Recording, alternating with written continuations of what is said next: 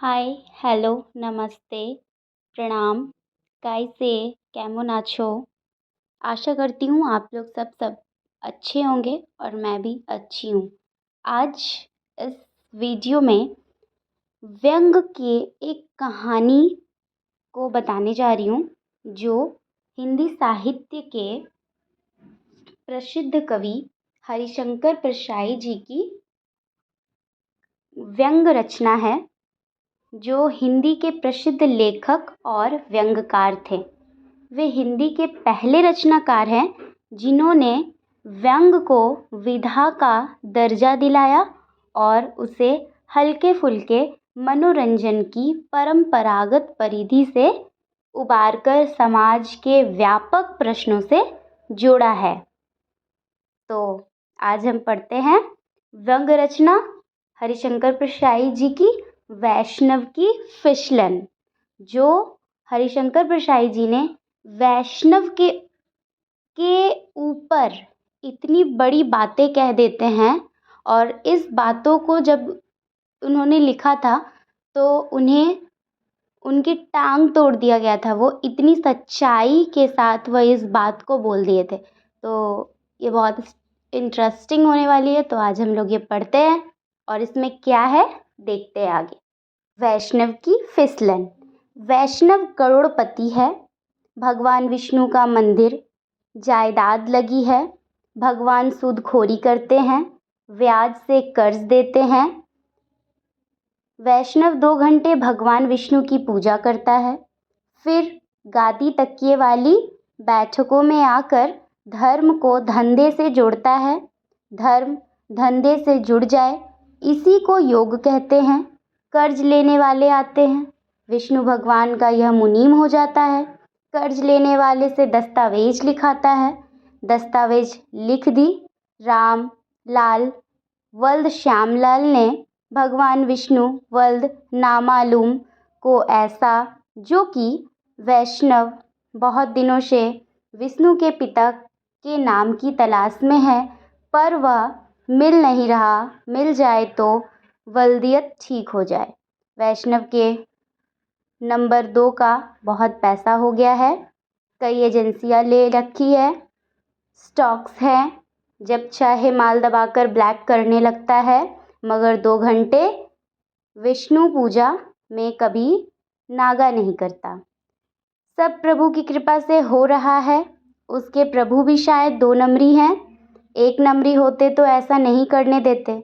वैष्णव सोचता है, अपार नंबर 2 का पैसा इकट्ठा हो गया है, इसका क्या किया जाए। बढ़ता ही जाता है, प्रभु की लीला है, वही आदेश देंगे कि क्या किया जाए।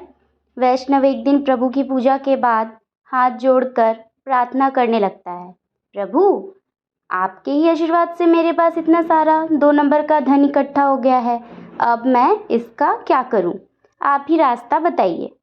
मैं इसका क्या करूं प्रभु, कष्ट हरो सबका। तभी वैष्णव की शुद्ध आत्मा से आवाज उठी, अधम माया जोड़ी है तो माया का उपाय भी सीख। तू एक बड़ा होटल खोल, आजकल होटल बहुत चल रहे हैं। वैष्णव ने प्रभु का आदेश मानकर एक विशाल होटल बनवाया।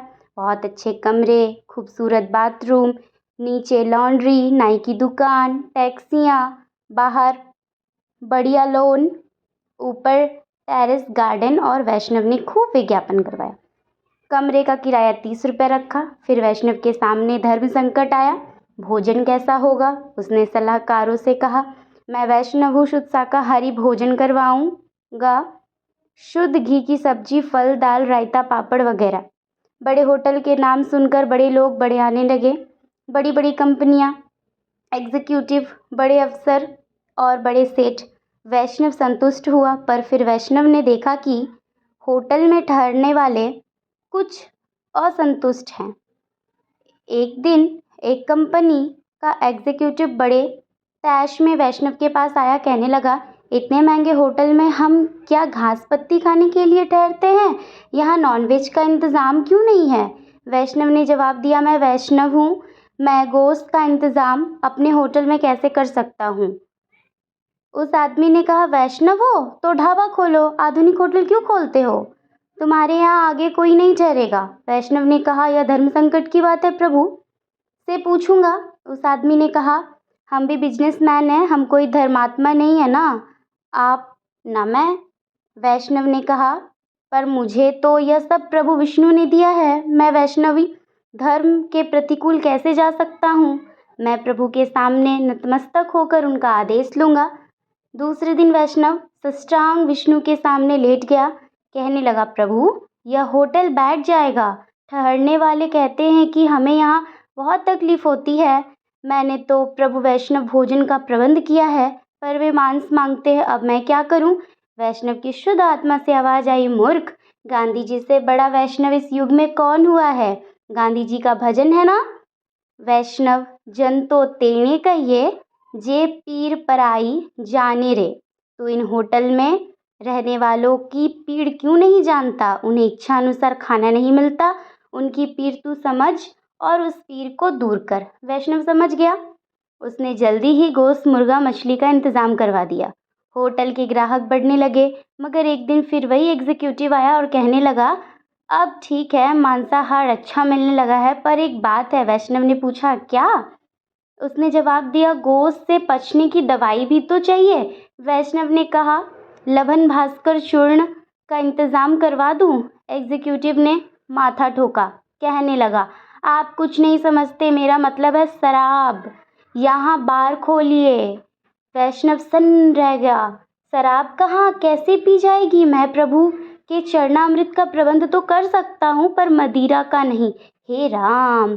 दूसरे दिन वैष्णव ने फिर प्रभु से कहा, प्रभु वे लोग मदिरा मांगते हैं, मैं आपका भक्त मदिरा कैसे पिला सकता हूँ। वैष्णव की पवित्र आत्मा से आवाज आई, मूर्ख, तू क्या होटल बैठाना चाहता है। देवता सोमरस पीते हैं, वही सोमरस या मदिरा है। इसमें तेरा वैष्णव धर्म कहाँ भंग होता है। सामवेद के 63 श्लोक सोमरस अर्थात मदिरा की स्तुति में है। तुझे धर्म की समझ है या नहीं। वैष्णव समझ गया। उसने होटल में बार खोल दिया। अब होटल ठाठ से चलने लगा। वैष्णव खुश था। फिर एक दिन एक आदमी आया, कहने लगा, अब होटल ठीक है, शराब भी है, गोश्त भी है, मगर मरा हुआ गोश्त है, हमें जिंदा गोश्त भी चाहिए। वैष्णव ने पूछा, यह जिंदा गोश्त कैसा होता है। उसने कहा, कैबरे, जिसमें औरत नंगी होकर नाचती है। वैष्णव ने कहा, अरे बाप रे। उस आदमी ने कहा, इसमें अरे बाप रे की कोई बात नहीं, सब बड़े होटलों में चलता है, यह शुरू कर दो तो कमरों का किराया बढ़ा सकते हो। वैष्णव ने कहा, मैं कट्टर वैष्णव हूँ, मैं प्रभु से पूछूंगा। दूसरे दिन फिर वैष्णव प्रभु के चरणों में था। कहने लगा, प्रभु वे लोग कहते हैं कि होटल में नाच भी होना चाहिए, आधा नंगा या पूरा नंगा। वैष्णव की शुद्ध आत्मा से आवाज आई, मूर्ख, कृष्णावतार में मैंने गोपियों को नचाया था, चीरहरण तक किया था, तुझे क्या संकोच है। प्रभु की आज्ञा से वैष्णव ने कैमरे भी चालू कर दिया। अब कमरे भरे रहते हैं, शराब, गोश्त और कब्रें। वैष्णव बहुत खुश था। प्रभु की कृपा से होटल भरा रहता था। कुछ दिनों बाद एक ग्राहक ने बेरा से कहा, इधर कुछ और भी मिलता है। बेरा ने कहा, और क्या साहब।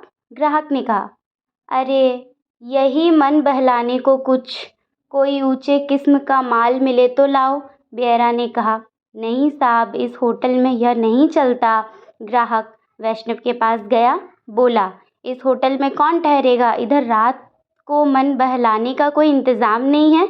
वैष्णव ने कहा, कैबरे तो हैं साहब। ग्राहक ने कहा, कैबरे तो दूर का होता है, बिल्कुल पास का चाहिए, गरम माल कमरे में। वैष्णव फिर धर्म संकट में पड़ गया।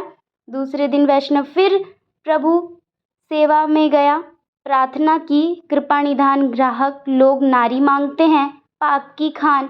मैं तो इस पाप की खान से जहाँ तक बनता हूँ दूर ही रहता हूँ, अब मैं क्या करूँ। वैष्णव की शुद्ध आत्मा से आवाज आई, मूर्ख, यह तो प्रकृति और पुरुष का संयोग है, इसमें क्या पाप और क्या पुण्य, चलने दे। वैष्णव ने ब्योरो से कहा, चुपचाप इंतज़ाम कर दिया करो, ज़रा पुलिस से बचकर 25% भगवान की भेंट ले लिया करो। अब वैष्णव का होटल खूब चलने लगा। शराब, गोश्त, कैबरे और औरत वैष्णव धर्म बराबर निभ रहा है। इधर यह भी चल रहा है, वैष्णव ने धर्म को धंधे से खूब जोड़ा है। हम इस निबंध को पढ़ के यह समझ सकते हैं कि वैष्णव परेशान है। जब उसके पास 2 नंबर का पैसा ज़्यादा हो जाता है तो वो एक होटल खोलने की सोचता है, लेकिन होटल खोलने और उससे मुनाफा कमाना 2 अलग बातें हैं। वैष्णव को जल्द ही पता चलता है, जिस मांस, मछली, मदिरा से वो कोसों दूर भागता है, उसके बिना होटल नहीं चल पाएगा। वो पेशोपेश में है, क्या करे, और अपने ईश्वर की शरण में जाता है। आगे क्या होता है वो तो इस व्यंग में आप पढ़िए, समझ ही गए। वैष्णव की फिसलन धार्मिक पाखंड को दर्शाता एक व्यंग है। धर्म के नाम पर अगर किसी चीज़ की महानी हो, लेकिन उसे करना ज़रूरी हो, तो इंसान कोई ना कोई तरीका ढूंढ लेता है। वो अपने आप को समझाने के ऐसे ऐसे उपाय खोज लेता है कि उन चीज़ों में भी धर्म और ईश्वर ढूंढ लेता है। ऐसा नहीं है कि ये केवल हिंदू धर्म में है या वैष्णव ही ऐसे होते हैं, ये तो उदाहरण है, वरना हर धर्म में ऐसे लोग मिल जाते हैं। पंडित, पादरी, मौलाना, भिक्षु और ऐसे ही धार्मिक गद्दियों में बैठे कई लोग इस श्रेणी में आते हैं। धार्मिक पाखंड को दर्शाते हुए इस निबंध को सभी के सामने प्रस्तुत किया गया है। और thank you for this watching video. धन्यवाद।